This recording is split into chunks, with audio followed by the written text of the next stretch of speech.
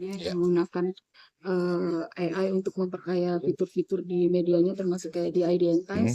Tapi IDN Times kalau untuk generatif AI yang Hmm. diperkenalkan sejak akhir 2002 itu kita baru aplikasikan ke ringkasan summaries namanya intinya sih.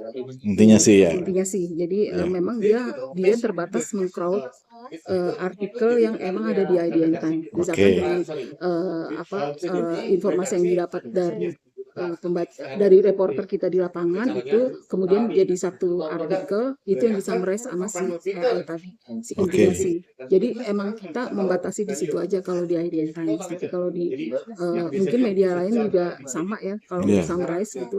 Cuman kalau dilihat dari perkembangan sejak AI memperkenalkan ChatGPT itu perkembangannya luar biasa Pak. Jadi kalau Oke. misalkan kita lihat dari Jakarta AI Forum di mana menampilkan media-media dari Asia termasuk dari Indonesia itu perkembangannya udah sangat signifikan banget ya. Jadi Oke. semakin canggih, semakin banyak produk-produk yang mereka hasilkan dari AI, bahkan kayak sistem kerjanya pun juga dibantu oleh AI itu sendiri gitu kan. Jadi tergantung medianya nih. Kalau misalkan Oke. cetak atau misalkan juga apa TV atau radio itu pasti penggunanya disesuaikan dengan kebutuhan mereka ya. Hmm. Tapi kalau dilihat dari perkembangannya itu sangat luar biasa sih.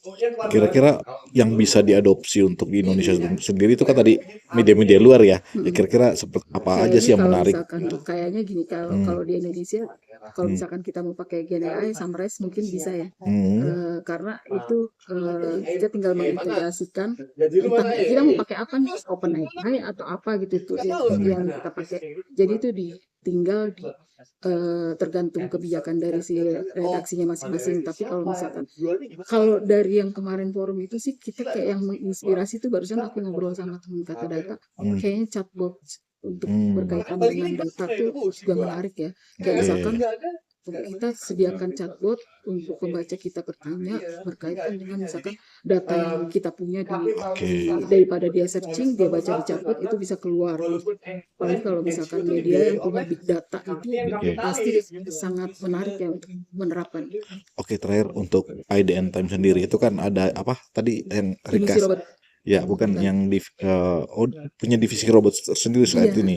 Itulah yang udah mengelola lama tadi sebetulnya. sejak. Divisi robot itu 2018, tapi dia Oke. bukan Gen AI. Oke. Jadi dia masih narik API dan kita kerjasama dengan pihak kedua gitu. Tapi nah, Bentuknya apa? Bentuk bentuknya produknya apa? tulis ini artikel berita Oke. berkaitan dengan cuaca, Oh, yang artikel-artikel rutin, skor, kemudian oke. skor pertandingan sepak bola ya yang biasanya kita ngambil data di data skor gitu. Hmm. Kemudian indeks harga saham gabungan. Nah, itu karena kita bisa tarik data API-nya dari IDX kayak gitu. Jadi datanya itu memang berdasarkan data kayak web-web yang berkaitan ya. Tapi template dan segala macamnya itu kita setorkan di awal ke si Prosa ID waktu itu. Oke. Nah, kalau untuk yang intinya sih tadi itu ya. Nah, itu pure AI atau itu artikel yang udah di apa namanya diringkas kemudian tim yang memasukkannya ke website atau seperti apa? Enggak, jadi dia itu otomatis. Hmm. Toolsnya tuh otomatis. Jadi Hmm. tim produk udah mendesain itu masuk di dalam CMS kita, Oke. content management system kita. Oke. Jadi flow-nya tuh editor flow-nya nih kan kita submit artikel oleh reporter, Yes. kemudian editor membuka CMS untuk mengedit. Setelah itu beritanya diedit, baru kita ngeklik si tombol untuk si intinya sih.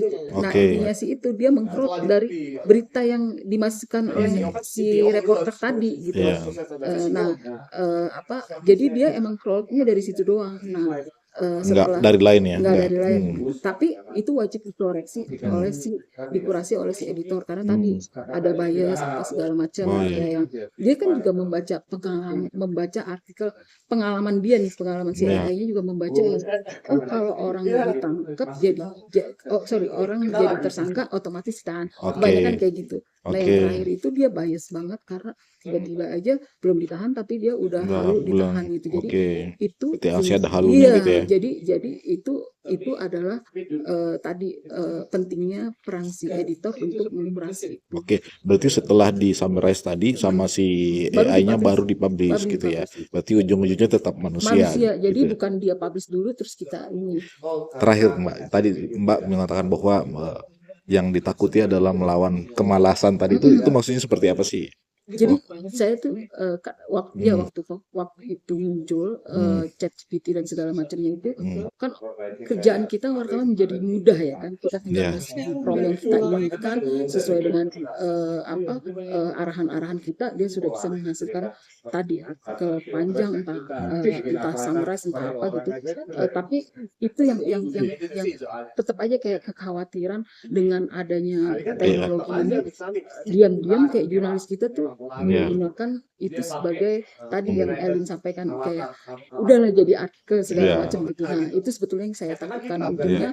Makanya waktu itu kita buru-buru bikin aturannya standar SOP-nya. Jadi kayak nggak bisa lu langsung menggunakan ini sebagai artikel pure dari si AI. Tapi kalau untuk alat bantu mencari data, oke, nggak ada masalah. Dan itu kita awasi. Baik, berarti sudah ada aturannya ya. Sudah ada aturannya. Aturannya ya itu yang dia aturannya kita keluar di awal 2002 Tapi itu dipublish atau di internal aja? di internal. Tapi kita karena kan waktu itu banyak yang belum punya SOP termasuk Dewan Pers, kita share ke mereka